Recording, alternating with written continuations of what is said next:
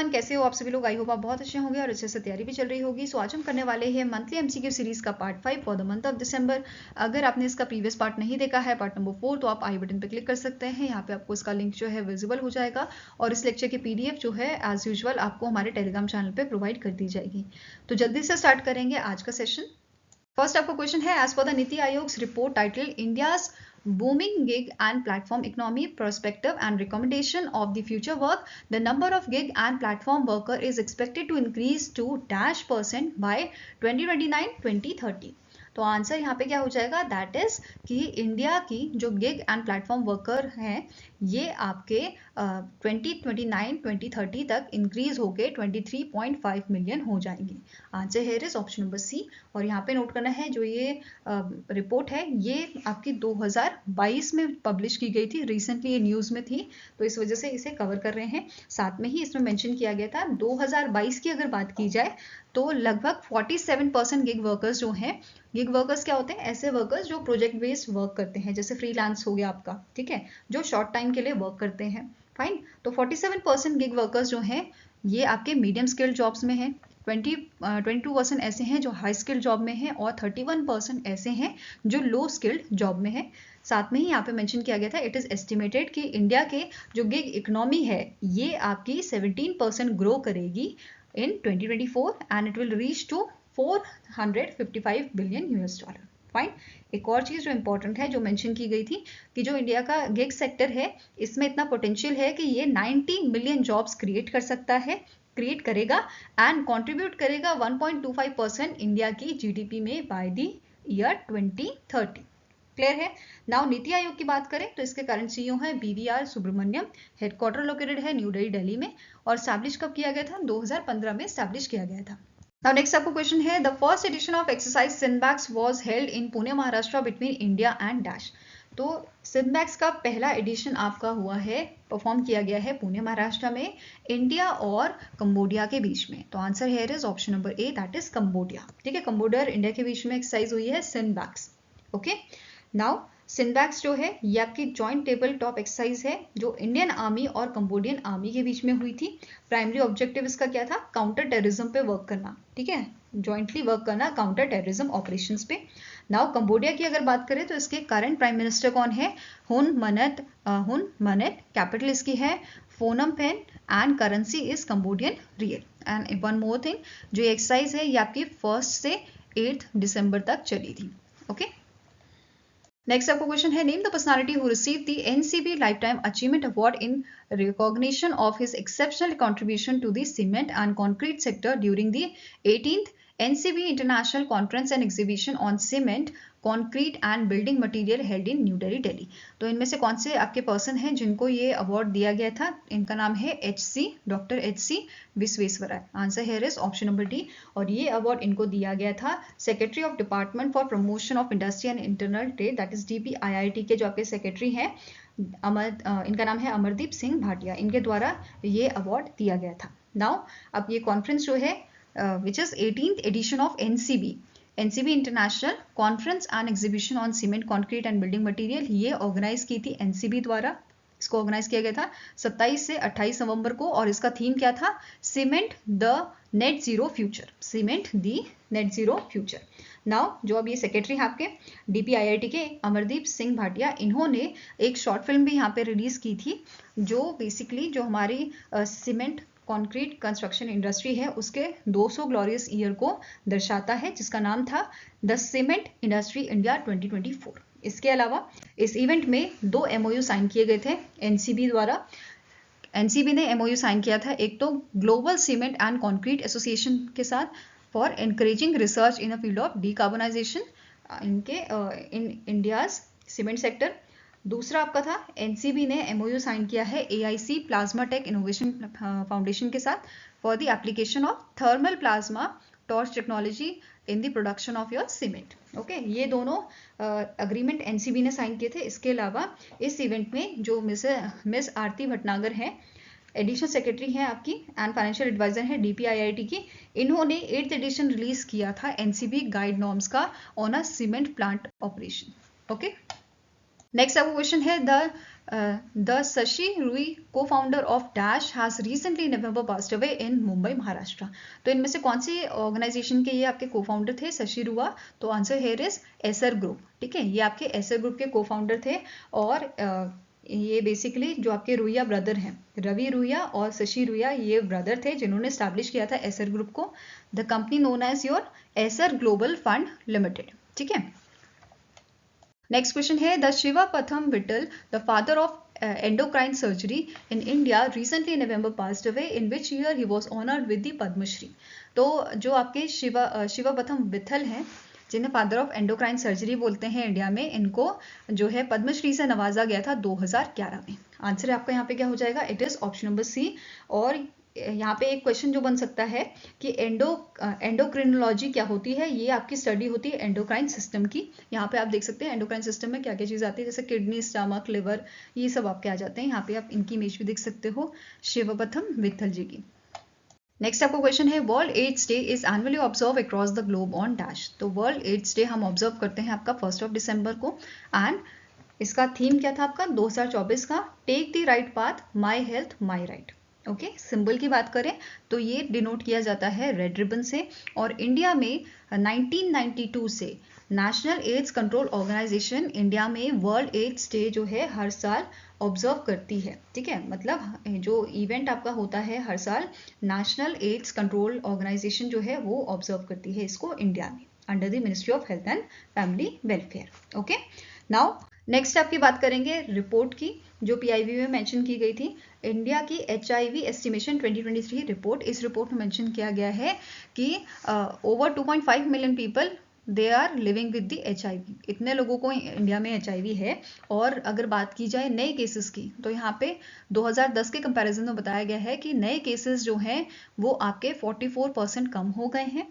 ठीक है, and ads से जो डेथ का हमारा रेशियो है या एड्स जो एड्स से डेथ्स होती हैं इसमें भी हमें कमी देखने को मिली है विच इज़ लगभग 79%। ठीक है, इवन यहाँ पे ये भी मेंशन किया गया है कि 81% पीपल जो हैं जिनको एड्स है बेसिकली, मतलब 81 टोटल, अगर let's take the example, total अगर 100 लोग हैं जिनको एड्स है तो 81 को आइडेंटिफाई किया जा चुका है कि बीमारी उनको है। ओके, नेक्स्ट पॉइंट यहाँ पे क्या है कि 88% लोग ऐसे हैं जिनको थेरेपी यहाँ पे प्रोवाइड की जा रही है। जो एड्स में थेरेपी दी जाती है ना, एंटी रेट्रोवायरल थेरेपी, वो इनको प्रोवाइड की जा रही है।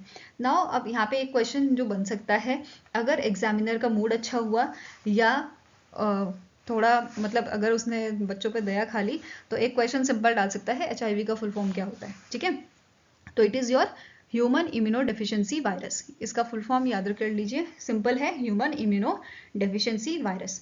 तो यहाँ पे इम्यूनो डेफिशिएंसी मीन्स हमारा जो इम्यून सिस्टम होता है उसकी डेफिशिएंसी, ऐसे याद रख लो।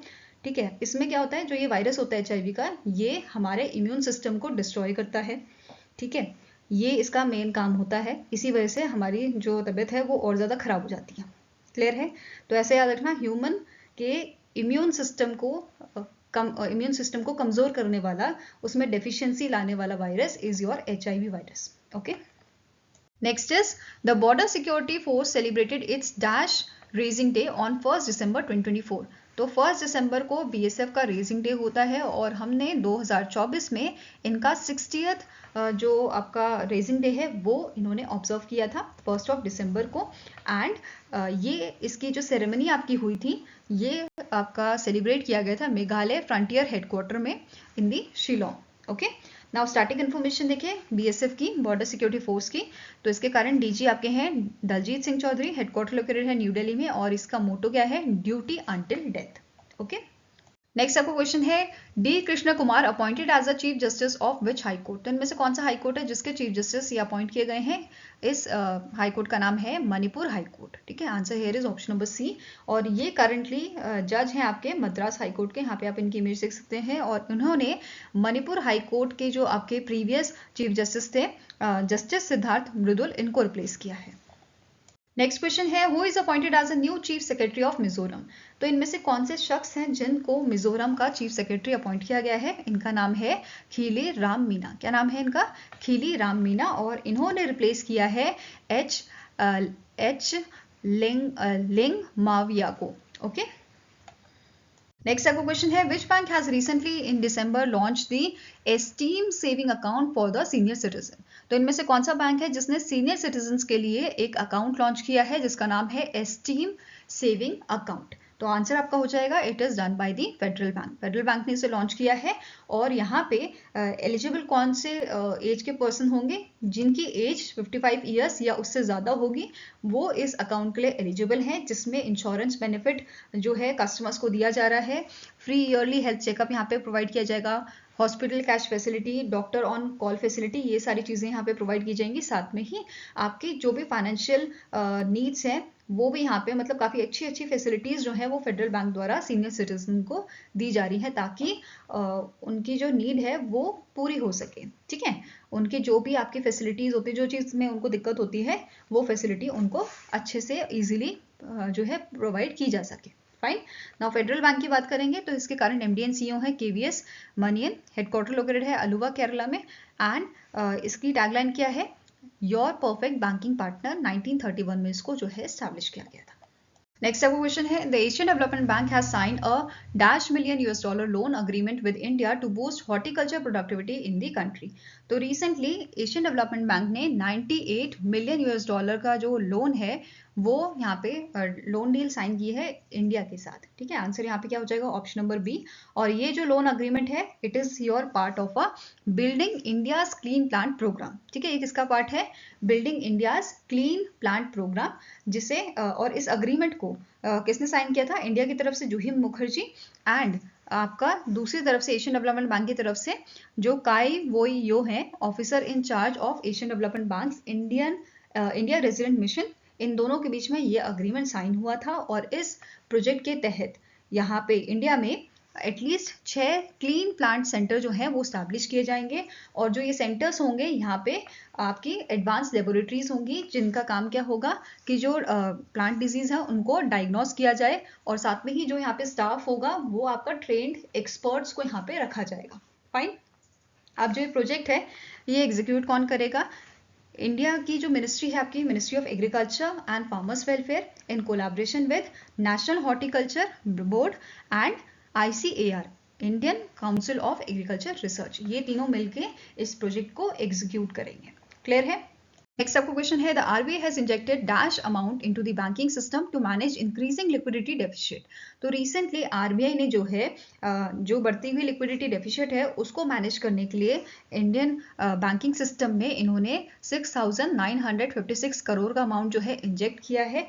अब ये बेसिकली हुआ क्यों है, लिक्विडिटी डेफिसिट क्यों आया है, क्योंकि हमारा बेसिकली जो इंडियन मार्केट है, इंडियन मार्केट में फॉरेन के लोग पैसा इन्वेस्ट करते हैं, फॉरेन पोर्टफोलियो इन्वेस्टर्स जो होते हैं। ठीक है, उन्होंने क्या किया है, इंडिया से पैसा वापस लेना स्टार्ट कर दिया है, मतलब इंडिया की मार्केट से पैसा निकालना शुरू कर दिया है।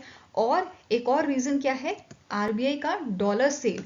ठीक है, RBI ने यहाँ पे डॉलर सेल किए हैं ताकि इंडियन रुपीस को, इंडियन करेंसी को स्टेबलाइज किया जा सके।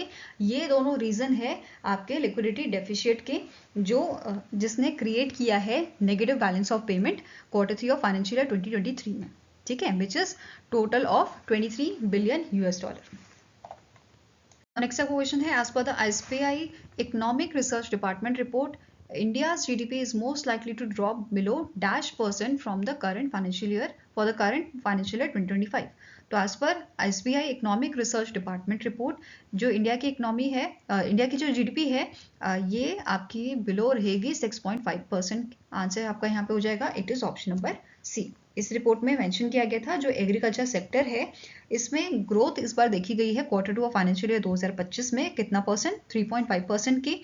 वहीं पे अगर सर्विस सेक्टर की बात करें तो यहाँ पे भी ग्रोथ है आपकी 7.1% की, वेरस जो ग्रॉस वैल्यू एडेड है ये आपका इंक्रीज हुआ है 5.6% से, वाइल जो नॉमिनल GDP ग्रो है ये आपका कितना हुआ है, 8% हुआ है Q2 ऑफ फाइनेंशियल ईयर 2025 का। फाइन। नाउ स्टैटिक इन्फॉर्मेशन देखें तो SBI के चेयरमैन आपके करंटली हैं CS शेट्टी, हेडक्वार्टर लोकेटेड है मुंबई महाराष्ट्र में। टैगलाइन है the banker to every Indian and it is founded in the year 1955। Next question है, identify the department under the ministry of finance that has granted in principle approval for the consolidation of a IFCI group. तो recently इनमें से कौन सा department है जिसने इन principle approval यहाँ पे दिया है एमलगेशन के लिए। IFCI ग्रुप का। तो आंसर यहाँ पे हो जाएगा it is your department of financial services. ठीक है, आंसर क्या है? Option number D, department of financial services, जो मिनिस्ट्री ऑफ फाइनेंस के अंडर आता है। इसने इन प्रिंसिपल अप्रूवल दिया है कंसोलिडेशन के लिए, अमलगेशन प्लान के लिए, stock holding corporation of India limited, IFCI factors limited, then IFCI infrastructure development limited और IIDL रियल्टर्स लिमिटेड। इन सब का कंसोलिडेट आपका होगा विद IFCI लिमिटेड, और इसके लिए in principle approval department of financial service ने दिया है। क्लियर है? नेक्स्ट क्वेश्चन है which of the following point is are correct with respect to the approval of a competition commission of India. तो CCI ने रिसेंटली कुछ approval यहाँ पे जो है दिए हैं, तो उनमें से आपको बताना है कौन सा करेक्ट है। ठीक है, कौन सा ऑप्शन करेक्ट है ये आपको बताना है। तो पहला स्टेटमेंट क्या बोल रहा है? CCI ने अप्रूव किया है acquisition of a certain shareholding of a Ship Rocket Private Limited by the Japan-based MUFG Bank। तो जापान बेस्ड MUFG बैंक ने कुछ यहाँ पे शेयर होल्डिंग एक्वायर की है शिप रॉकेट प्राइवेट लिमिटेड की। नेक्स्ट है कि USA बेस्ड फर्म ने आपका शिप रॉकेट प्राइवेट लिमिटेड जो है इसमें कुछ शेयर होल्डिंग एक्वायर की है। नेक्स्ट स्टेटमेंट क्या बोल रहा है? CCI ने रिसेंटली अप्रूव किया है subscription to optionally convertible debentures, that is OCDs of GMR Infra Enterprises Private Limited, by which company? It is Platinum Stone A 2014 Trust। Okay, next point क्या बोल रहा है?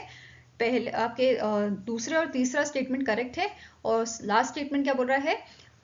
All A, B and C are correct. तो तीनों ही statement यहाँ पे correct है आपके A, B and C। तो आंसर है option number E, all A, B and C are correct. Next आपको क्वेश्चन है which among the following space agency recently announce the development of a under water robot capable of exploring the depths of our solar systems ocean. अब इनमें से कौन सी आपकी space organisation है, space agency है, जिसने रिसेंटली अनाउंस किया है कि ये डेवलप कर रहे हैं अंडर वाटर रोबोट को? तो आंसर आपका हो जाएगा it is announced by the NASA, national aeronautics and space administration द्वारा इसका अनाउंसमेंट किया गया है। और इस मिशन का नाम क्या है जिस मिशन के तहत इन रोबोट्स को तैयार किया जा रहा है? This mission is known as sensing with independent micro swimmer, that is swim mission है, जो करंटली टेस्टिंग फेज में चल रहा है। एंड इसका टेस्टिंग कर कौन रहा है? नासा की जेट प्रोपल्शन लेबोरेटरी। इस मिशन के लिए नासा ने दो आपके जो टेस्ट बेड हैं वो तैयार किए हैं।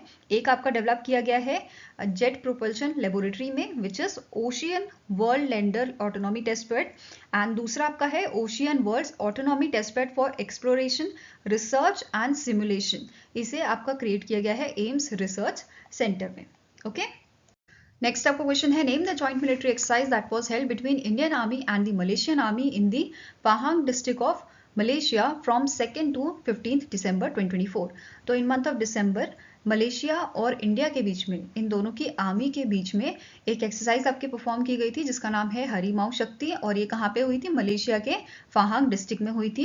And it is the 4th edition जो 2024 में हुआ था। वेरएज अगर हम बात करें 2023 के एडिशन की which was the 3rd addition, कहाँ पे हुआ था? ये इंडिया के मेघालय में हुआ था। ठीक है, कहाँ पे हुआ था?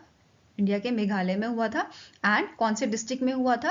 तो री भोही डिस्ट्रिक्ट में ही आपका हुआ था। फाइन, नाउ इंडियन आर्मी की तरफ से यहाँ पे 78 पर्सन इस एक्सरसाइज में शामिल हुए थे from the Mahar Regiment, whereas Royal Malaysian Regiment से 123 पर्सन यहाँ पे शामिल हुए थे।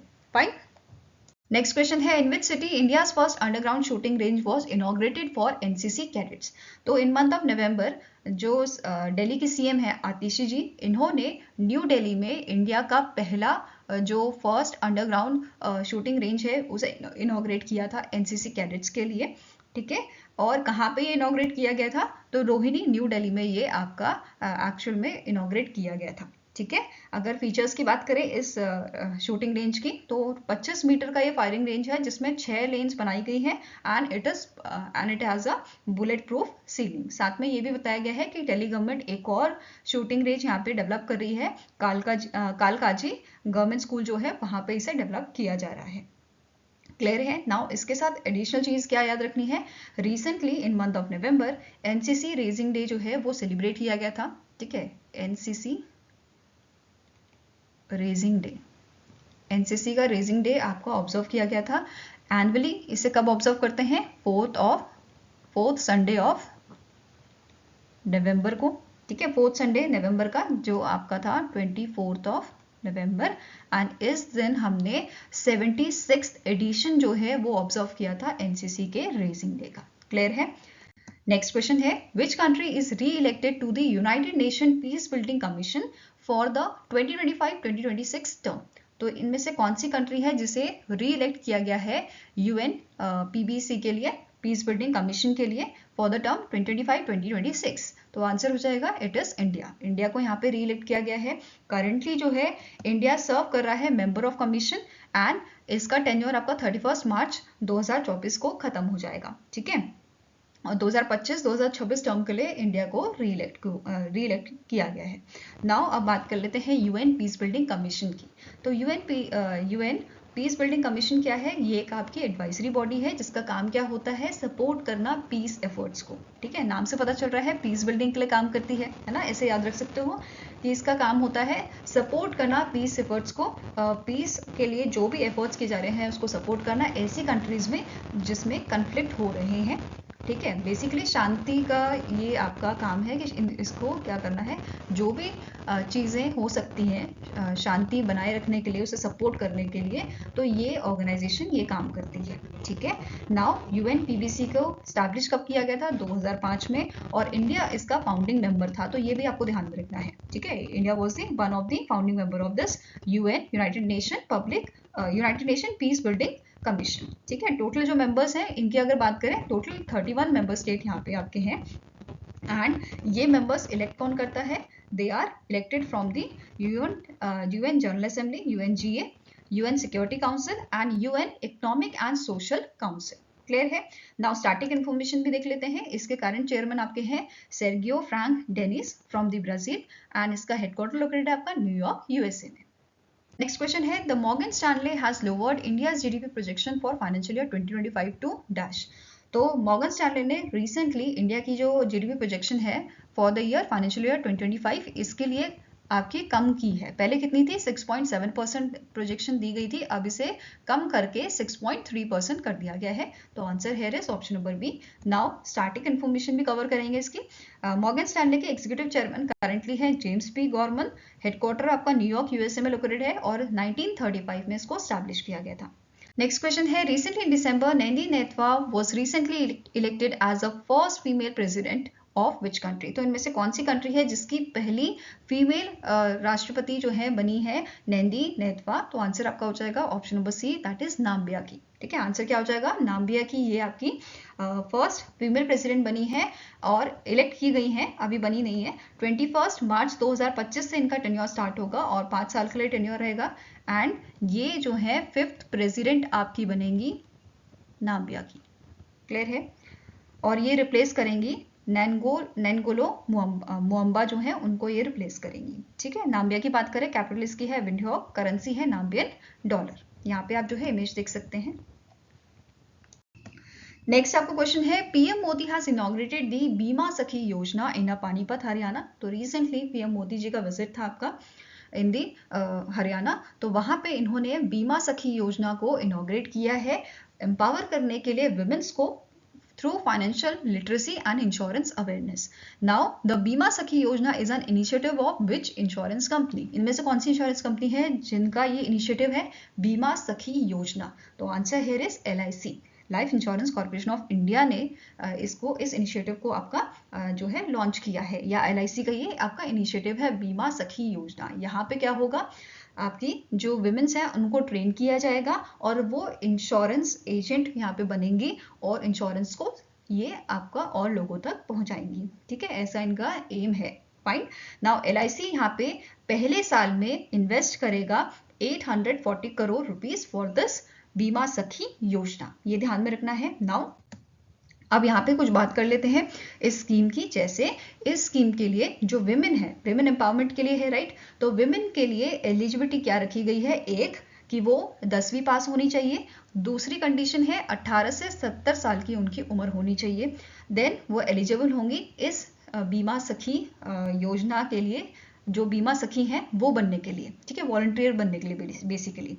नाउ अब वॉलंटियर जो होंगे इनको 3 साल तक ट्रेनिंग प्रोवाइड की जाएगी और उसके साथ साथ इनको स्टाइफन भी यहाँ पे प्रोवाइड किया जाएगा। जैसे पहले साल में इनको 7,000 पर मंथ का स्टाइफन दिया जाएगा, then second year ₹6,000 per month का और 5,000 पर मंथ का दिया जाएगा थर्ड ईयर में। तो ये डिटेल यहाँ पे मेंशन की गई है। साथ में ही अगर ये इनको कमीशन अर्न करना है, इन दैट केस इनको टारगेट फुलफिल करना होगा कि पर मंथ इनको 2 इंडिविजुअल्स का इंश्योरेंस करना होगा। दैट इज मतलब साल में 24 इंडिविजुअल्स का अगर ये इंश्योरेंस करते हैं तो इनको एक्स्ट्रा यहाँ पे कमीशन मिलेगा।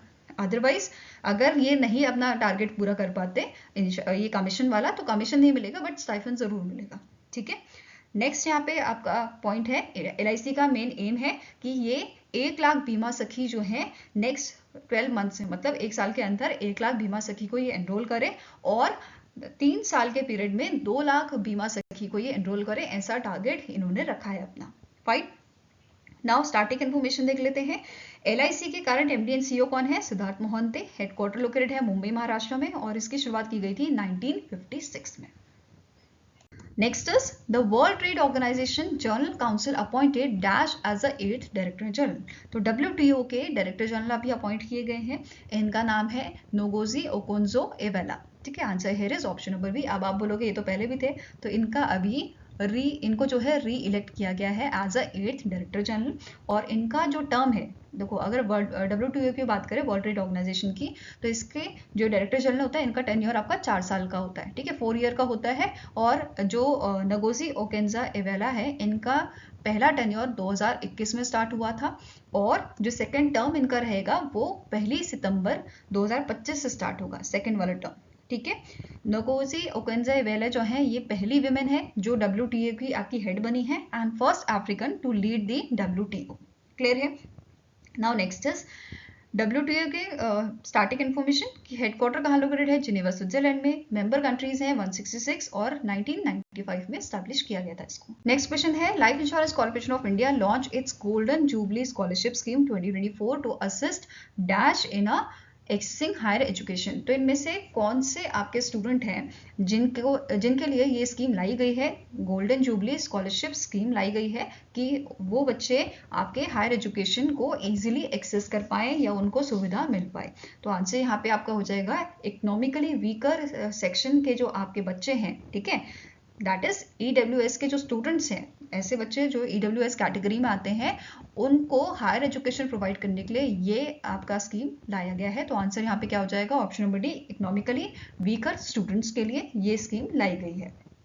अब जो ये स्कीम है इसमें भी 2 टाइप है, एक तो जनरल स्कॉलरशिप है जो स्कॉलरशिप पूरे कोर्स के दौरान इनको प्रोवाइड की जाएगी, ठीक है, entire duration of the course. And second वाली आपकी है special scholarship for girl child, जहां पे 2 साल के लिए ये स्कॉलरशिप प्रोवाइड की जाएगी। क्लियर है। नाउ डिटेल में देखते हैं। जनरल स्कॉलरशिप की बात करें तो एलिजिबिलिटी क्या है? जो स्टूडेंट आपके जैसे जिसने 10+2 अभी रिसेंटली क्लियर करी है, ठीक है, पास की है, और वो बच्चे एडमिशन्स ले रहे हैं, मतलब उन्होंने आगे परस्यू करना है अपना higher education, medical, engineering, graduation करनी है, इंटीग्रेटेड करना है या वोकेशनल कोर्स करने हैं, तो ये सारे बच्चे इसके लिए एलिजिबल हैं।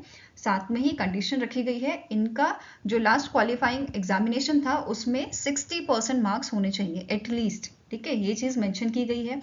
एंड तीसरी कंडीशन क्या है कि जो एनुअल फैमिली इनकम है, टोटल एनुअल फैमिली इनकम, ये 2.5 लाख से ज़्यादा नहीं होनी चाहिए, ठीक है। रिलैक्सेशन यहाँ पे दी गई है अप टू ₹4 लाख, अगर जो फैमिली की ब्रेड ओनर जो है वो अगर लेडी है, ठीक है, लेडी ऐसी जो अनमैरिड है या विडो है या सिंगल मदर है, तो उनके लिए छूट यहाँ पे रखी गई है। क्लियर है। नाउ नेक्स्ट आपका बात करेंगे स्कॉलरशिप की अमाउंट क्या है।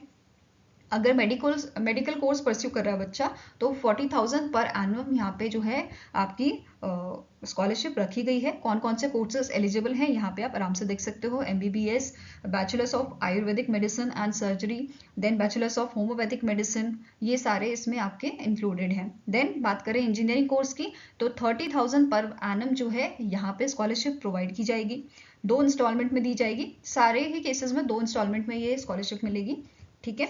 Then eligible courses for engineering, bachelors of engineering, bachelors of technology, bachelors of architect, ठीक है। नेक्स्ट आता है, अगर बच्चा ग्रेजुएशन कर रहा है किसी और फील्ड में तो उसे 20,000 पर एनम का यहाँ पे स्कॉलरशिप दिया जाएगा। एंड एलिजिबिलिटी फील्ड जो रखी गई है वो है art, science, commerce, integrated course, vocational courses, ये सब यहाँ पे मेंशन किए गए हैं। इवन ITI भी इसमें इंक्लूड किया गया है। नेक्स्ट आपकी जो स्कॉलरशिप है सेकेंड वाली, it is special scholarship for girl child, 2 साल के लिए ये है। इसमें जो कैंडिडेट है, फीमेल कैंडिडेट जो है, उसने 10th पास करी होनी चाहिए, ये क्राइटेरिया रखा गया है। और इसमें भी एक परसेंटेज का क्राइटेरिया है 60% का, ठीक है। क्लास 10th पास होनी चाहिए और 60% यहाँ पे जो है इनका परसेंटेज होना चाहिए। एंड लास्ट वाला कंडीशन अगेन सेम है कि 2.5 लाख तक का इनका फैमिली इनकम होना चाहिए। एंड 4 लाख का रिलैक्सेशन, जो भी अभी मैंने डिस्कस किया था, ठीक है। नाउ स्कॉलरशिप अमाउंट क्या है इस वाले केस में, 15,000 पर एनम की स्कॉलरशिप यहाँ पे रखी गई है। जो भी सेलेक्टेड गर्ल होगी उसे आफ्टर क्लास 10th या अगर 10+2 के बाद बच्चा कुछ करना चाहता है तो उसके लिए यहाँ पे इनको स्कॉलरशिप प्रोवाइड की जाएगी, ये ध्यान में रखना है आपको, ठीक है। नाउ नेक्स्ट बात करेंगे कौन से कैंडिडेट्स इसमें एलिजिबल नहीं है। ऐसे कैंडिडेट जो पार्ट टाइम जो है अपना ग्रेजुएशन कर रहे हैं वो एलिजिबल नहीं है। ऐसे कैंडिडेट जिनको स्कॉलरशिप मिल रही है किसी और इंस्टीट्यूशन से, ठीक है, वो इसमें एलिजिबल नहीं है। बट एक कंडीशन है, अगर गवर्नमेंट इंस्टीट्यूशन से इनको जो है, चाहे स्टेट हो या सेंट्रल हो, अगर गवर्नमेंट वाली स्कॉलरशिप मिल रही है तब ये एलिजिबल होंगे, ठीक है। साथ में ही जो बच्चा पोस्ट ग्रेजुएशन कर रहा है वो भी एलिजिबल नहीं होगा। फाइन।